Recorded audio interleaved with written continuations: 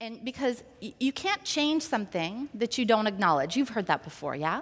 Yeah? So we're going to get really real, and then we're going to change it all, so you don't have to get depressed over the next few minutes. I'm just going to get clear with you. Because a lot of people have come to me over the years and said, I don't know why. I'm really good at what I do. Why aren't the clients here? And because they're not here, and because I'm not closing the sale, and because my pipeline is empty, something must be wrong with me. And there's that self-doubt. You don't have to raise your hand, but have you ever felt it? I have. I have, many years, many times. Why is this? This should be easier. Why is this not happening? Well, it's all easy for them, but not for me. So maybe I should just quit and go back to corporate. Yeah? Have you ever felt that? No. One person said no. Everybody else nodded. I love you. Whoever that was, you and me, yeah. So you haven't been really clear about who are your ideal clients, okay? A lot of people don't know who they should be targeting. They have an idea of it, but then what they do is they go like this. Okay, this is who I want to be targeting, but I'm just going to go like this, for fear of turning away other people, yeah? And because of that, your marketing message hasn't been super, super clear. I remember when I was starting out the client attraction business after transitioning from nutrition, I remember saying, okay, well, I'm going to focus just on client attraction. But then I'm going to help this person get a promotion, and I'm going to help this person in his sales career, and I'm going to help that person, and I'm going to do some life coaching too. So what did I do to my marketing? I diluted it. And did I get more clients? No, because now glazed, azed over. Eyes began to glaze over. Nobody could connect with my message, and that's probably what's going on for a lot of people in this room, right? And because of that, your ideal clients don't see you as the only person that would solve their problem, right?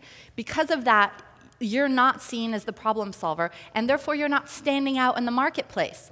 Raise your hand if you would like to stand out in the marketplace and be seen as the go-to person. Woohoo! Excellent. So let's talk about your rates. You're probably not charging enough. Yeah? Okay, so you could just write that down, and then you can go home and just raise your rates, and we will have done a good thing. At the same time, as you may not be charging enough, you may also not be keeping your clients long enough. A lot of people are afraid of keeping their clients in longer programs. But if you, and it's very important to do that for many reasons. We're going to go into that over the next 2 days. But if you don't keep them around longer, they're going to take your stuff and run like a thief in the night, and they're not going to get as great results as if they stayed with you longer. Could you see that? It's to everybody's benefit if you create programs, right? And perhaps you weren't generating as many referrals as you could continually.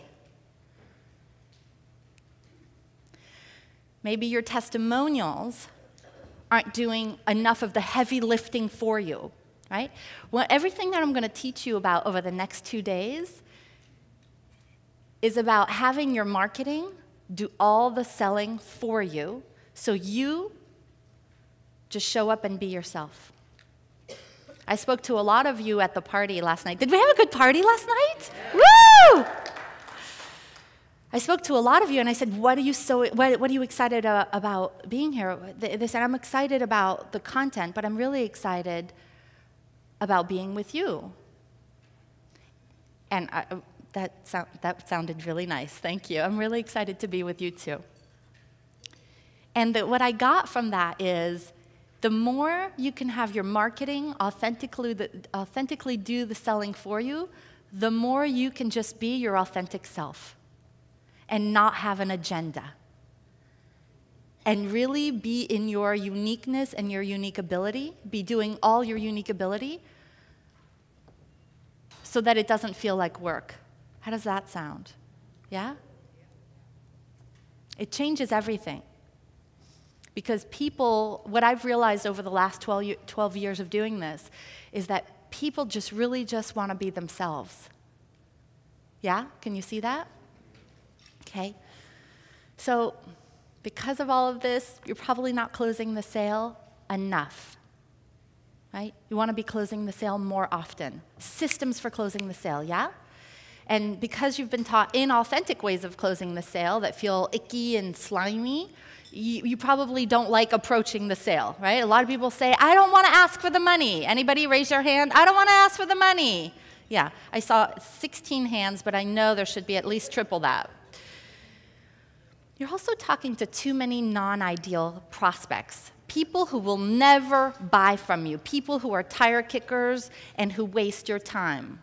God bless them, but they're not your ideal clients. And what happens when you talk to too many tire kickers who you don't close the sale with? Imagine it's a day and you've had 10, just imagine it's a good day, you've had 10 closing the sale conversations and you don't close any, or you close one. What happens to your confidence? Down, yeah? Low confidence. What happens when you have low confidence? Self-doubt. Should I really be doing this? So one of the tricks is to eliminate the tire kickers, and then your closing the sale percentage goes through the roof. Does that make sense? Yeah? And then not enough people know about your business. A lot of people hide behind their computer with a hope and a prayer. Maybe they'll find me. It's time to get out there in a really big way, yeah? We need to get you omnipresent. So everywhere they turn, oh, there you are. Your ideal clients see you everywhere they turn. And we've got to create a marketing plan, because the ad hoc thing of doing marketing whenever you need more clients, let's just say that if you need clients in 6 months, you need to be marketing today and continually, yeah? So say to the person next to you, yeah, that makes sense, that makes sense. Continually marketing. And perhaps your marketing hasn't been leveraged enough. You're self-generating still all the time, right? We need systems, more systems in place. When you have systems in place, you can clone yourself. Write that down. With systems, I clone myself. When I clone myself, I get more done, right?